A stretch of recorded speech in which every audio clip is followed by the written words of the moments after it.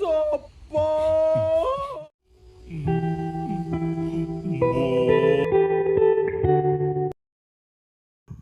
Ternyata alasan Sopo tidak mau pulang itu karena malu, karena belum bisa membawa Simbonya pergi ke haji. Tapi Simbo tidak mempersalahkan hal itu.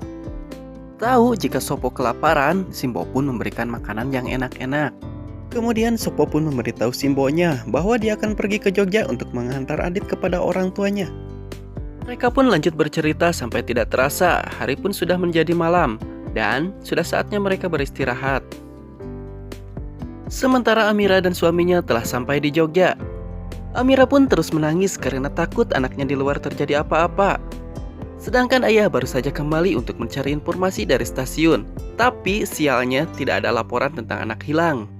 Ayah Adit pun hanya bisa pasrah dimarahi Eyang karena telah lalai menjaga Adit sampai Adit pun hilang.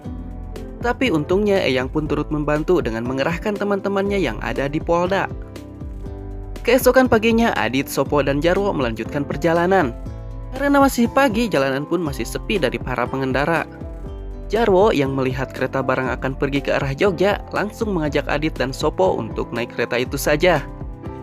Adit, Sopo, ini keretanya mau berangkat loh. Tapi Adit dan Sopo malah lebih memilih untuk menolong seorang pengendara motor yang sedang kesusahan. Jarwo yang ingin sampai ke Jogja dengan cepat, sontak marah. Karena kelakuan mereka berdua, mereka akhirnya ketinggalan kereta. Tapi tidak lama kemudian, datang sebuah truk datang melaju. Dan kali ini Jarwo tidak mau gagal. Dia mencoba menghentikan truk dengan cara yang ekstrim, yaitu dengan tidur di jalanan. Adit dan Sopo yang melihat hal gila itu, tidak bisa berbuat apa-apa, hanya bisa berteriak menyuruh Jarwo untuk menyingkir. Untung saja sang supir sadar jika ada Jarwo dan bisa mengerem tepat waktu. Di sini sang supir sempat menolak Jarwo untuk menumpang. Tapi karena cerewetnya si Jarwo, akhirnya sang supir pun kalah dan membiarkan mereka naik. Jarwo duduk di kursi depan, sedangkan Adit dan Sopo naik di belakang. Namun tak disangka, ternyata truk itu sedang mengangkut seekor sapi. Adit dan Sopo pun tentu panik karena takut terkena tendangan sapi tersebut. Tapi Adit pun mencoba untuk tenang. Dia bekerja sama dengan sapi tersebut agar aman selama perjalanan. Sampai di kota Pemalang, truk tersebut berhenti karena ada razia. Jarwo yang tidak ingin ditangkap karena telah membajak truk itu langsung kabur dan dengan cepatnya menyuruh Adit dan Sopo untuk turun. Tapi sialnya, polisi berhasil mempergoki Jarwo dan kawan-kawan. Cepat mungkin Jarwo dan kawan-kawan berlari dan untungnya memiliki kesempatan untuk bersembunyi di balik pepohonan. Karena sudah capek terus berlari, Jarwo pun menyuruh Sopo dan Adit untuk naik sepeda saja. Tidak memperdulikan sepeda milik siapa, yang terpenting mereka lolos dari kejaran polisi. Jalanan yang terjal membuat Jarwo dan kawan-kawan tidak bisa mengendalikan sepedanya. Mereka pun meluncur sangat kencang sampai terjatuh dan akhirnya mereka pun nyangkut di pohon. Selesai beristirahat dan cuci muka, perjalanan pun dilanjutkan. Saat sedang lelah-lelahnya berjalan, tiba-tiba Jarwo melihat bis jurusan Jogja sedang berhenti. Tidak mau lagi menunda kesempatan, Jarwo pun meminta kepada kondektur untuk mengizinkan mereka nebeng. Dan tidak perlu banyak pertanyaan lagi, kondektur pun langsung menyuruh mereka untuk masuk ke dalam bis. Sudah cukup lama bis melaju, akhirnya tiba di tujuan. Mereka yang tertidur pun langsung terbangun dan dibarengi dengan Adit yang kedinginan parah, lalu terserang flu. Jarwo mulai merasa aneh, lalu terus berpikir, apa emang udara Jogja sedingin ini? Nyata setelah diteliti lagi mereka salah naik bis. Ternyata bis itu adalah bis wisata yang tujuannya ke Dieng. Jarwo dan yang lain pun bingung harus berbuat apa dan harus kemana lagi. Jarwo pun mulai mengeluh kepada Tuhan, mungkin karena dosa-dosa yang selama ini dia lakukan. Jalanan ke Jogja saja dibuat sangat sulit. Tidak lama Sopo datang dan menghampirinya. Dan dengan santai mengatakan cobaan ini datang gara-gara dosa-dosa miliknya. Jarwo tidak terima dengan ucapan Sopo. Jarwo pun marah-marah kepada Sopo. Terjadilah keributan antara keduanya yang membuat Adit takut. Lalu Adit pun memilih untuk pergi dengan keadaan tubuhnya yang semakin melemah. Situasi yang kacau ternyata membawa Adit tersesat. Bukan hanya itu, Adit pun terjatuh ke dalam lubang yang cukup dalam. Sudah beberapa kali Adit mencoba untuk naik, tapi tetap tidak bisa. Teriak pun suaranya yang sangat kecil itu tidak mudah didengar oleh orang. Untungnya, Sopo dan Jarwo langsung sadar jika Adit menghilang. Mereka bekerja sama untuk mencari Adit dan sampai akhirnya Adit ditemukan juga. Dengan sebilah bambu, Sopo membantu Jarwo untuk menarik Adit. Dan dari kejadian itu, Jarwo pun mulai terbuka kepada Adit dan Sopo. Perjalanan pun akhirnya dilanjutkan kembali. Di lain tempat, Amira terus-menerus menangis, sampai akhirnya terjadi kontraksi yang mengharuskan Amira harus melahirkan di usia kandungan yang 7 bulan.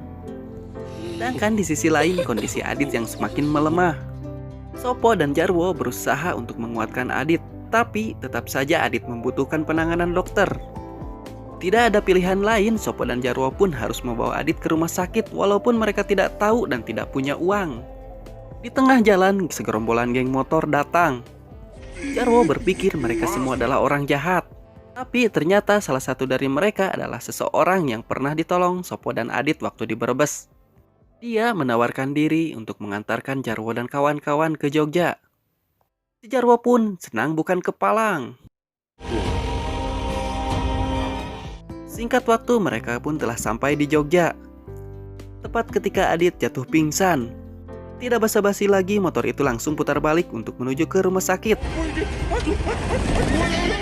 Ketika Adit akan dibawa ke IGD tanpa diketahui Jarwo dan kawan-kawan bahwa Amira pun berada di rumah sakit yang sama. Tidak terasa malam pun tiba. Terlihat ayah Adit sedang mengobrol dengan seorang dokter yang tiada lain adalah temannya sendiri. Dokter itu tahu bahwa ayah Adit sedang membutuhkan pekerjaan. Makanya dari tadi ia menawari ayah Adit untuk masuk ke perusahaannya. Tapi karena Adit tak kunjung ditemukan, ayah tak bisa memutuskan langsung bekerja atau tidak. Ketika temannya pergi, ayah Adit tak sengaja mendengar seseorang menyebut nama Adit. Tidak pikir panjang lagi, ayah langsung mengejar Sopo dan Jarwo untuk memastikan bahwa Adit itu adalah anaknya. Tapi Jarwo merasa tidak yakin karena takut Adit dicelakai. Tapi ketika ayah mengatakan sangat lantang bahwa dia adalah orang tua Adit, Saya ayahnya. Jarwo dan Sopo pun langsung mengantar ayah ke ruang IGD. Namun sesampainya di sana, Adit menghilang. Nyatanya Adit sedang berkeliling dan tak sengaja masuk ruang bayi. Adit juga merasa senang ketika melihat seorang bayi perempuan bernama Adelia. Padahal tanpa disangka dia itu adalah adik kandungnya sendiri. Tidak berselang lama, Amira juga yang baru membaik setelah melahirkan datang untuk melihat Adelia. Dia pun sontak kaget karena melihat Adit ada di hadapannya. Sekarang keduanya pun saling berpelukan melepas rindu dan tak lupa terus bersyukur karena Tuhan masih melindungi Adit. Jarwo dan Sopo pun ikut bahagia karena melihat keluarga kecil itu bisa berkumpul lagi. Kemudian ayah mulai jujur kepada Amira tentang ia baru saja di PHK. Sebab itulah ia tidak bisa fokus dari kemarin yang menyebabkan Adit pun hilang. Tapi bukannya kaget sama sedih, Amira pun bisa mampu memahami. Karena sebelum berangkat ke Jogja pun Amira sudah tahu bahwa suaminya sudah di PHK. Berapa saat itu, ayah Adit langsung menyetujui tentang pekerjaan yang ditawari oleh temannya. Tenang bukan main ketika tugas pertama ayahnya adalah ke Jepang. Dari situlah Adit bisa bangga menceritakan tentang kisah luar biasanya kepada teman-teman di sekolah. Dan film pun berakhir. Oke teman-teman, itulah akhir ceritanya. Mungkin kita bisa mengambil pelajaran dan hikmah dari film tersebut. Apa yang kita tanam itulah yang akan kita petik. Jangan pernah menyerah, terus berusaha untuk mendapatkan kebahagiaan. Sampai jumpa di film selanjutnya.